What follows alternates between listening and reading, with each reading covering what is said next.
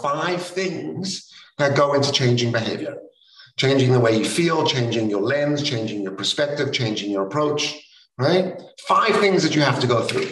The first stage, the first transitional, first stage of going through changing your behavior. This is specifically changing behavior. And by the way, how many of you are married or a long-term relationship or sleeping next to someone in a bed? Right? There we go. Right? You ever want to change that person? You ever want to get them to change? Change the way they act, change the way they behave? Yes. Andrew, I see you smiling and giggling way too much, bud. All right. The first thing we need to help people do to go through change is go from the unconscious to the conscious. Right? Because I cannot start changing behavior. I can't change the way I approach things, right? Until I move into a conscious state. In fact, if you look at any successful change management process, right? All of them start with awareness. All of them. Because without awareness, we can't be conscious. Without consciousness, we can't go through the next stage of change behavior, which is reflection. Right? Now, some of you have done this naturally throughout your life. You've been in a situation or a relationship, right? There was something that happened. You got to the stage of consciousness, and then you thought about it. You went, you know what? I wonder what it would look like for me to do something different. I wonder if I can give that presentation. I wonder if I said things differently, if I spoke differently, if I thought differently, if I felt differently, right? You went through that natural stage of reflection. Now, the challenge with all of this, once again, is we can't get to stage 2 until we get through stage 1. And consciousness is a very difficult thing, right? It requires responsibility. It requires you to activate your frontal lobe, your intelligent brain.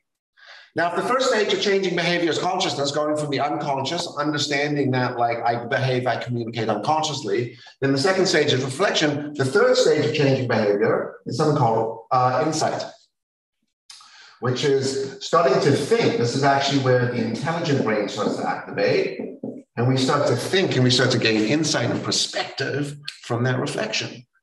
Wow, you know what I said so by the way, I curse and swear like a trucker.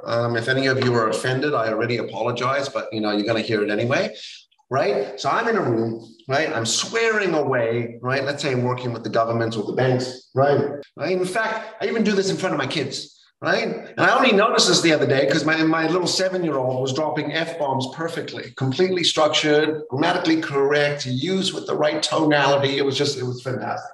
And I went, oh, wow, holy shit, right? Oh, there's a swear word again. I need to be more conscious, right?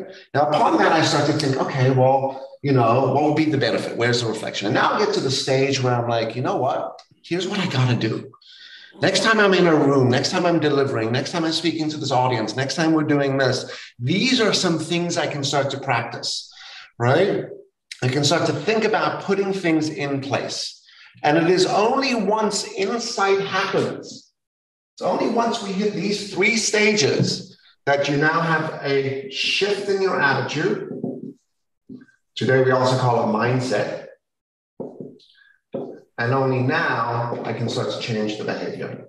And I'll give you a perfect example of me changing behavior. I have been what is called a critical parent with my kids. Now, I actually am a parent, but my behavior and my parenting style with them has been dominant, abrasive, controlling, directive, forceful, right? Don't do this, put that down, be quiet, put that, right? Very, very what we call critical parent. And one of the things that I started to notice isn't that technically is bad, but I was overdoing it, right? I didn't even realize I was doing this. And I sat there one day and I went, bang, holy shit. Right? There it is. The way I'm speaking to my children, right, in these moments is overbearing and dominant. And the first thing I thought was, you know, so there's a consciousness, the reflection. I went, you know what? It's what my father used to do to me. This is the worst thing to be on the receiving end. I know what it feels like in order to be on the receiving end of this type of parenting. And we also know that once upon a time, there weren't books for parenting, but today there are, right?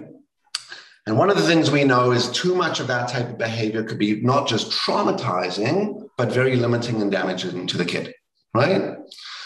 So there's my reflection, my insight. I went, you know what? I have a tool. I've got this tool called structural analysis. I know that there's different parts to my personality, and all I have to do is actually start to activate them. And since then, I've been hyper conscious of managing my tone, my delivery, my positioning, my reaction, right?